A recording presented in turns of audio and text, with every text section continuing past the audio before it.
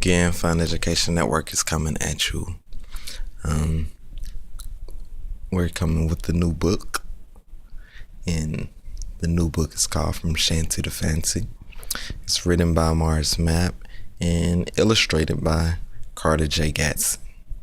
So at the front of it, you see that it says, as a young man who's selling, what is he selling? You tell me. Selling molasses and he's selling peanuts. So as you can see, he was an entrepreneur. Now, so if you look here, that's what we would call a shanty house. So it gets its name from this being a shanty, slave house, and on the back you have the fancy house, which is we'll talk about as we go through reading. Hopefully you enjoy. Thank you.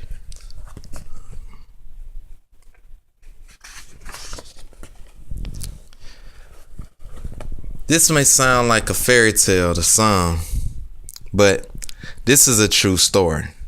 This is a story of a man who rose to greatness with a little hard work, a lot of hard work and know-how. It all begins in a small town called Social Circle, just outside of Atlanta. A young lad by the name of Alonzo Franklin Herndon was born into slavery on June 26, 1858. His father, Frank, was his slave master, and his wonderful mother, Sophina, was a slave.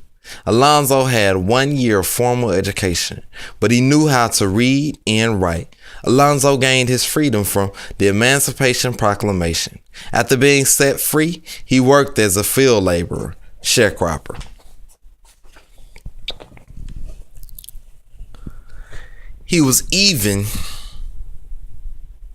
though Alonzo was physically set free from slavery, he was still haunted by the torture he endured during slavery. He knew staying in Social Circle, he would go nowhere. So he dreamed of moving as a child. While dreaming, he worked and he even was an entrepreneur.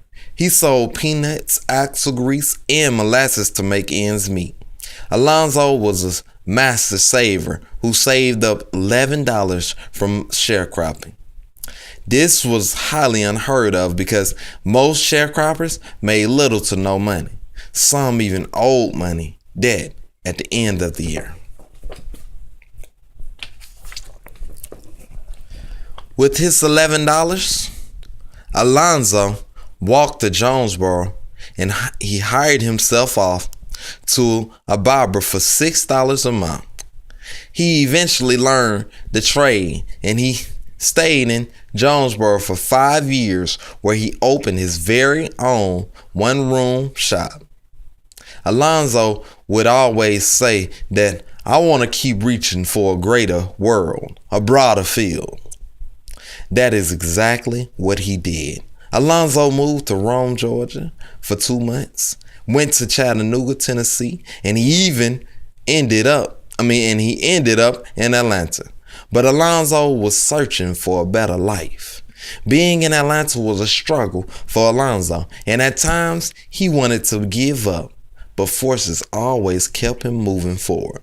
He was advised by the factory owner he tried to work for to follow his dream.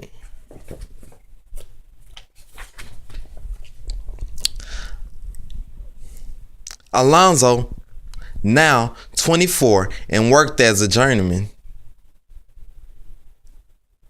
in a first-class barbershop. He did everything to the best of his ability, and it paid off. He was eventually co-owner with 2 other barbershops. Around the age of 28, he opened his own barbershop in the Markham Hotel. However, due to segregation, Alonzo could not get his hair cut in his own shop. Alonzo Herndon owned something and he was not able to even enjoy it.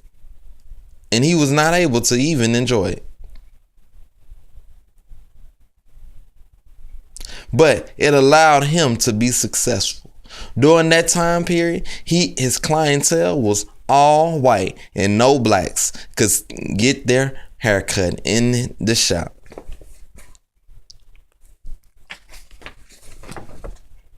Alonzo was not all work and no play.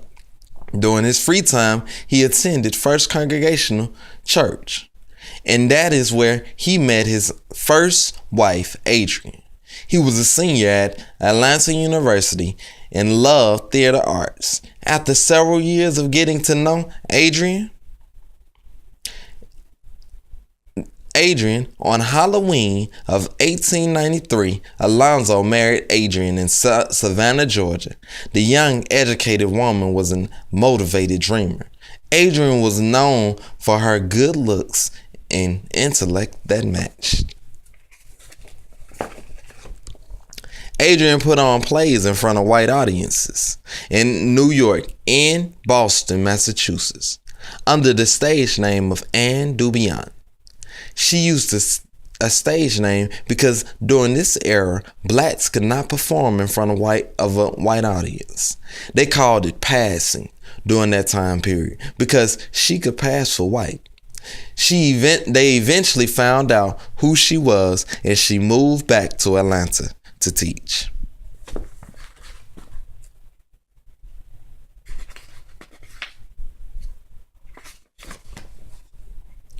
On May 17, 1896, Markham House Hotel caught on fire and Alonzo's barbershop was destroyed. He watched it burn right in front of him. Do you think that stopped Alonzo? He moved and he eventually went to Marietta Street. They provided full service haircuts, shaves, shoe shines, baths, and pressings. This was a place a man could be himself and not put on airs to impress anyone. When Alonzo cut a man's hair, he heard many secret conversations on business and law.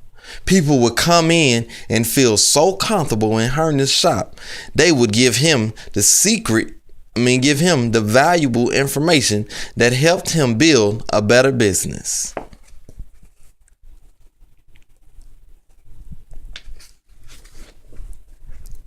Four years after the Herndons were married, they had their only child on July 15, 1897, Norris Bumstead Herndon. During that time period, the Herndons lived in the Bumstead Mansion, which was on Morris Brown campus. On December 9, 1902, a fire struck his business again. But this time he acquired $2,000 in damage. By Saturday, he was back in business. Life finally started to settle for Alonzo. He loved the area he stayed in so much that he decided to buy a plot of land to build his magnificent mansion on for $2,800. The land he purchased is called Diamond Hill. It was called this because the land is stated to be the highest point in Atlanta. During that same period, Herndon bought three life insurance companies to form the Atlanta Life Insurance. This company is still in existence on the Sweet Auburn district. As Herndon was building his empire, he was consistently working on his estate. Adrian was the architect and Alonzo was the head contractor. They finished the house in 1910. It took 5 years to build the house.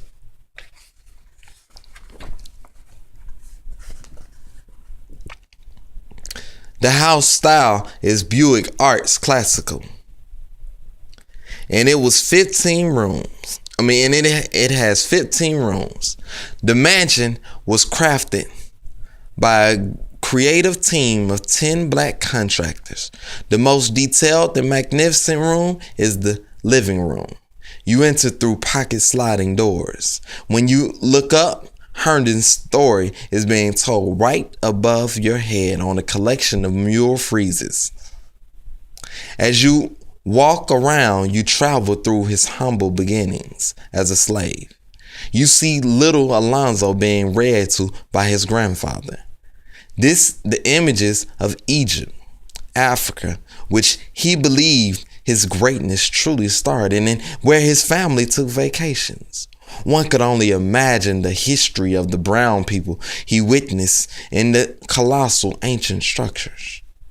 As the viewers looked at other images, they will see the construction of the home on Diamond Hill. The other frieze depict images of medieval history which a person hears about in their travels or books.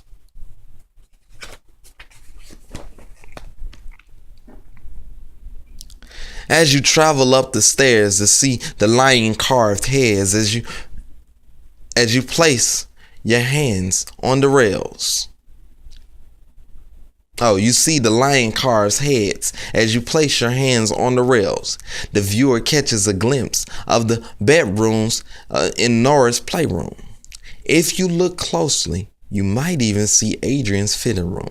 The best view in the house sits on the roof, where Adrian designed her very own stage overlooking the city. Can you see Stone Mountain?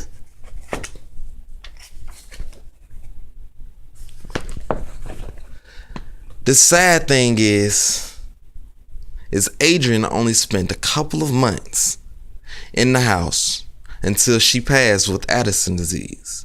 Norris would miss his mother dearly. Alonzo eventually married Jessie Gillespie. 1 year later, she was a beautician from Chicago. They took trips to Europe, Cuba, and around the United States. During this time, he also bought a vacation home in Tavares, Florida, where he held the Atlanta Life retreats.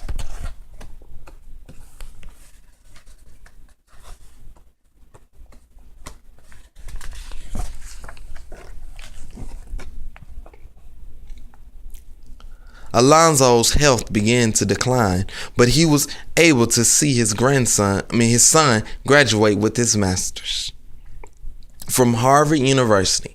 Herndon died on July 21st, 1927, and he left a legacy.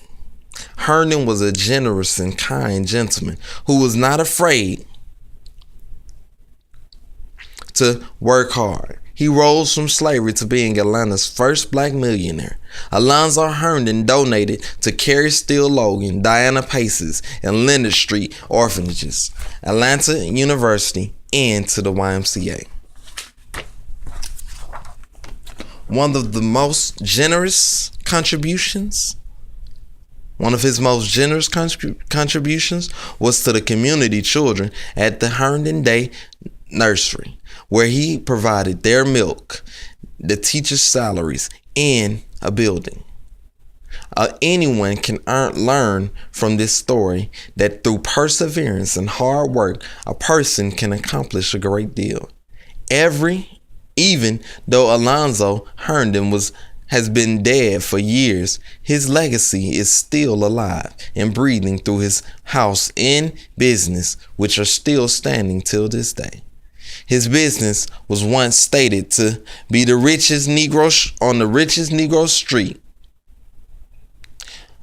in the world, Auburn Avenue, and his mansion on 587 University Place in Atlanta, Georgia, which has been standing for over 100 years.